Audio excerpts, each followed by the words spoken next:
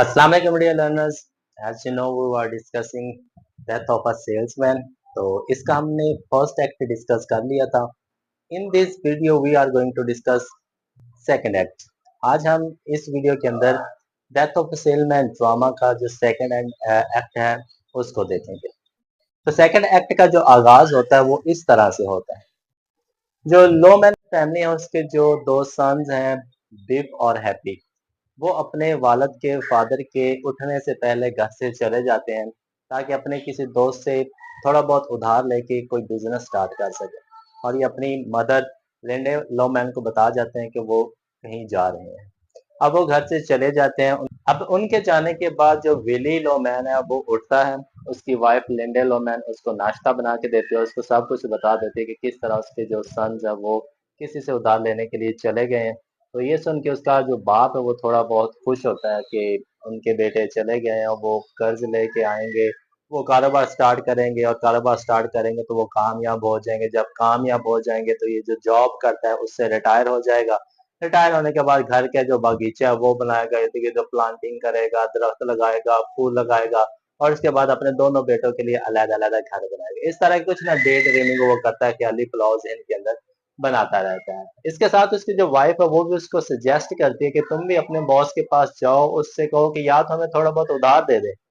अगर उधार नहीं देते तो उनसे कहो कि हमें जो एडवांस सैलरी कम से कम वो ही दे दे ताकि हम इस मंथ के जो बिल्स हैं वो पे कर सकें. तो जो बिले लो मैन होता है वो कहता है ठीक है जी मैं जाऊंगा, लेकिन मैं इस तरह की सैलरी की बात नहीं करूंगा. मैं बात ये करूंगा कि मेरी जो एज है वो काफी हो चुकी है, अब मैं थक जाता हूँ. तो मेरी जो जॉब है ना वो सिर्फ न्यूयॉर्क सिटी के अंदर ही रहने दे, बाहर मुझे ना जाने. तो वो ये खुद से प्रॉमिस करता है कि मैं कल जाऊंगा और मैं अपने बॉस से ये बात करूंगा. द वेरी नेक्स्ट डे जब ये अपनी कंपनी के बॉस के पास पहुंचता है, वैगनर के पास, तो अपनी सारी सूरत हाल बता देते कि मैं सिर्फ न्यूयॉर्क सिटी के अंदर जॉब करना चाहता हूँ. तो ये मेरी ख्वाहिश भी है कि आप मुझे सिटी के अंदर जॉब करने की इजाज़त दें. लेकिन वैगनर का जो करैक्टर है वो सिर्फ असूल पसंद है. वो टेक्नोलॉजी से मोहब्बत करता है, काम से मोहब्बत करता है. He doesn't know about the humans. वो इंसानों के बारे में जानता ही नहीं, उनकी फीलिंग्स के बारे में, उनके इमोशंस के बारे में उसको कोई भी इस चीज़ से लेना देना नहीं. तो वह इस चीज़ से ना मुकम्मल तौर पे इनकार कर देता है कि मैं ऐसा कुछ भी नहीं कर सकता. तो जो विली है वो उसको इंसिस्ट करता रहता है कि मैंने इतनी देर कंपनी के लिए काम किया, अब आप लोग मेरे लिए इतना भी नहीं कर सकते. तो वैगनर साफ साफ इस चीज से इनकार कर देता है. जैसे ही वैगनर इस चीज से इनकार करता है तो विली को ना एक पिछली जो याद है वो आ जाती है, किस तरह से जो वैगनर का फादर है वो भी इसका मालिक हुआ करता था, बॉस हुआ करता था. लेकिन उसके और इसके दरमियान जमीन आसमान का डिफरेंस है.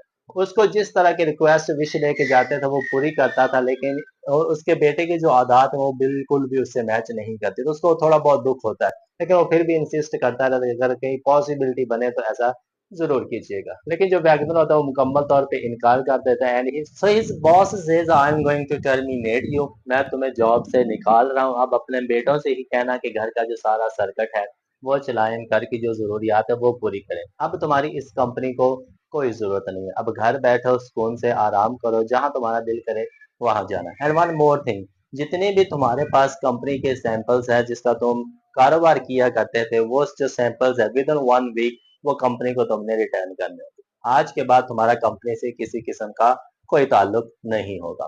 तो इस तरह से इसको जॉब से निकाल दिया जाता है. When he come back to home तो ये यादों के अंदर चला जाता है. जो सबसे पहले इसको याद आती है वो इसके अपने ब्रदर बैन की आती है कि एक दफा बैन जब अलास्का जाने लगा था तो उसने इसको कहा था कि तुम मेरे साथ आ जाओ, मेरे साथ काम किया करो. सो ही गेट्स एग्री. तो लेकिन इसकी जो वाइफ होती है ना, अ, लिंडा, वो इस चीज से इनकार कर देती है कि तुम अपने भाई के कहने पे उसके साथ जॉब कर रहे हो, कहीं ये तुम्हें बाद में एहसान ना जतलाना शुरू कर दे. एक ये वाला उसको फ्लैशबैक आता है. दूसरा इसको फ्लैशबैक अपने बेटे का आता है कि एक दफा इसके बेटे का एक फुटबॉल मैच हुआ था एबेट्स फील्ड के अंदर. तो ये अपनी पूरी फैमिली के साथ, अपनी वाइफ, अपने बेटे हैप्पी के साथ और खुद और उसके जो बेटे का मैच था बिफ का, उसको देखने के लिए इस जगह पे गए थे. ये दो तरह के फ्लैशबैक इसको इस जगह पे आते हैं. अगला दिन जब होता है तो ये अपने दोस्त की कंपनी के अंदर चला जाता है, चार्ली की कंपनी के अंदर. जब कंपनी के अंदर होता है तो ये इसकी मुलाकात उसकी उसकी सेक्रेटरी से होती है जिसका नाम जैनी होता है.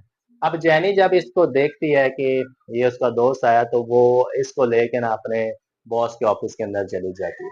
अब चार्ली अपने ऑफिस के अंदर होता है, बिली उससे मिलता है, उसको सारी कंडीशन बताता है कि क्या क्या हुआ, किस तरह से इसको टर्मिनेट किया गया। सो आई एम हियर कि मुझे आप कुछ कर्ज दे दे ताकि मैं इस मंथ के जो बिल्स वगैरह ना वो पे कर सकूं। तो चार्ली को इसका बहुत अच्छा दोस्त होता है, उसको इसको तरस पे ही आता है, तो वो इसको ना $50 दे देता है कि आप ये रख लो, अपने बिल्स वगैरह जो भी है वो पे कर लो। लेकिन $50 इतने ज्यादा नहीं होते, तो विली डिमांड और करता है कि मुझे और ज्यादा की जरूरत है, तो आप मुझे और भी दे दो।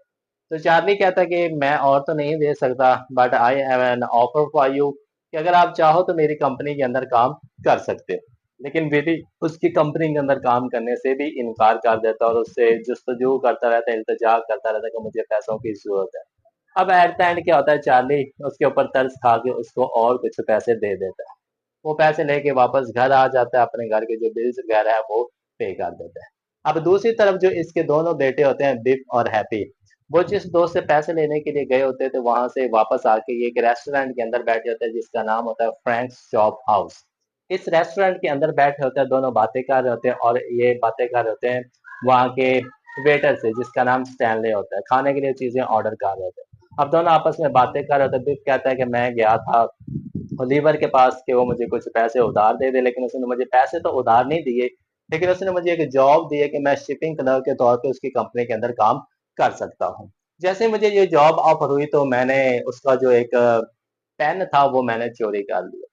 तो हैप्पी ये सारी बातें सुन के हैरान होता है, वो कहता है जो भी कुछ ने तुमने किया ठीक है, लेकिन फादर तक ये बात नहीं पहुंचनी चाहिए। तुमने पास्ट के अंदर भी इस तरह की हरकतें की हैं, तो मजीद आप फादर को जब इस तरह की हरकतों के बारे में पता चलेगा तो वो ये चीज बर्दाश्त नहीं कर सकेंगे। तो इतने में बातें करते करते उनके सामने से ना कुछ गर्ल्स, कॉल गर्ल्स जो आपको करेक्टर्स के अंदर बताया था, एक फोरसाइट होती है और दूसरी लीटा, इस तरह की दो गर्ल्स सामने से गुजरी होती हैं। जो हैप्पी होता है ये एक फ्लर्टी नेचर का होता है, ये उन दोनों का हैंड्स पकड़ के ना बारी बारी उनको रेस्टोरेंट के अंदर ले आता है। तो यहीं पे आके ज्वाइन इनको इनके फादर करते हैं, विली। तो आपस में बातें करते करते विली को पता चलता है कि इसके जो बेटा है बिफ, उसने हिल चोरी की। परेशान हो जाता है, परेशान होकर जब ये घर आता है तो फिर माजी की यादों के अंदर चला जाता है। फिर इसको भाई एक दफा फिर नजर आता है इसकी मेमोरीज के अंदर। अब उसके भाई का इसको एक जुमला याद आता है, वो जुमला क्या होता है, jungle is dark, forest is dark, but it is full of diamonds. ये इसको एक सेंटेंस नजर आता है जिसका भाई इसको बोला करता था। अब ये सेंटेंस को जब ब्रेक आउट करता है, इसकी गहराई में जाता है, तब इसको एक चीज की पता चलती है। इसने इंश्योरेंस करवाई होती है और इंश्योरेंस का ये रूल होता है कि जब आपकी डेथ हो जाती है तो जितनी भी आपकी इंश्योरेंस से एग्रीमेंट हुआ होता है वो सारी की सारी रकम आपको वापस मिल जाएगी आपके घर वालों। तो इसको पता चलता है कि forest is dark but it is full of diamonds, कि इंसान की मौत के बाद उसको बहुत सारा पैसा मिल सकता है। ये इशारा था उसकी मौत की तरफ या उस इंश्योरेंस की तरफ कि उसके मरने के बाद जो उसको फैमिली को मिलेगी। ये इसको एक सोच आती है। दूसरी सोच इसको ये आती है कि एक दफा ये बोस्टन के अंदर गया था, वहां पे इसकी मुलाकात एक वोमैन से हुई थी। अब ये इस वोमैन को रेस्टोरेंट के अंदर ले जाता है, एक रूम के अंदर। ये उसके साथ बैठा बातें कर रहा था कि अचानक से डोर नॉक होता है, ये कोई और खातून होती है, तो ये इसको जल्दी से ना वॉशरूम के अंदर छुपा देता है, खुद दरवाजा खोलने के लिए चला जाता है। जब ये दरवाजा ओपन करता है तो क्या देखता है कि उसका बेटा सामने खड़ा होता है, बिफ। तो ये देख के परेशान हो जाता है, तो बिफ उसको बताता है कि he got fail in mathematics. तो ये कहता है कोई बात नहीं, मैं तुम्हारे टीचर से बात करूंगा, उनसे पूछूंगा कि रीजन क्या है, किस वजह से मेरा बेटा मैथमेटिक्स के अंदर फेल हुआ। तो इतने में जो खातून वॉशरूम के अंदर छुपी होती है वो बाहर आ जाती है, तो इसका बेटा देख के हैरान हो जाता है कि मेरे फादर के इस तरह के रिलेशन भी हैं, तो बड़ा परेशान हो जाता है। तो इसका फादर बहाना बना के कहता है कि ये जस्ट यहाँ पे ना वॉशरूम का यूज करने आई थी, otherwise I do not have any relation with this woman. लेकिन वो औरत शोर मचा देती है कि नहीं नहीं, मेरा इसके साथ रिलेशन है, जो तुमने मेरे साथ वादा किया था कि आप मुझे एक पेयर ऑफ सॉक्स लेके देंगे, तो जल्दी से मुझे ले दें। तो इससे उसको यकीन हो जाता है कि मेरे फादर का इससे कुछ रिलेशन है। तो इस तरह का जो माजी की यादें हैं वो उसको आना शुरू हो जाती हैं। तो इस तरह की बातें चलती रहती हैं। एक अगले दिन आता है, अगले दिन जब होता है तो जो बिफ होता है वो अपनी माँ और अपने फादर को बताता है कि वो घर छोड़ के जा रहा है। जब रीजन पता चलती है तो बताता है कि एक तो जो फादर है वो बार बार सुसाइड की कोशिश करते रहते हैं, और दूसरा उनके जो हालात है वो इस तरह के, तो मैं घर छोड़ के जा रहा हूँ। तो जो उसका फादर है वो रिस्पॉन्ड में कहता है कि मैं जो बार बार सुसाइड करता हूँ उसकी रीजन ये भी था कि तुम इस वक्त 34-35 ईयर्स के हो और मेरी एज 63 है। मैं तुमसे एज में डबल हूँ।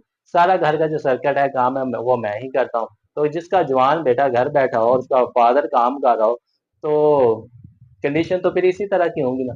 खैर यहाँ पे दोनों बाप और बेटे के दरमियान काफी तलह कलामी होती है, एक दूसरे से गुस्सा भी होते हैं।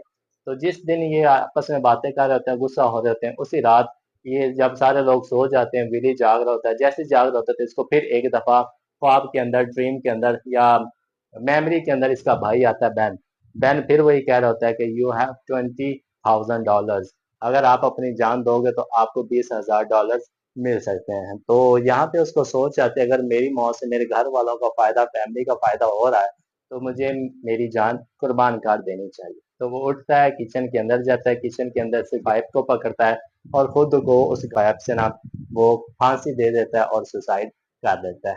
तो यहाँ पे जो विली लॉमैन है उसकी यहाँ पे मौत हो जाती है। जैसे उसकी मौत होती है, जो एक्टर नंबर 2 है वो भी यहाँ पे एंड हो जाता है। So this was act number 2। इंशाल्लाह लास्ट पोर्शन रह गया एक रेक्वियम का, वो हम अपनी लास्ट वीडियो के अंदर डिस्कस करेंगे। Thank you so much, have a nice day to all of you.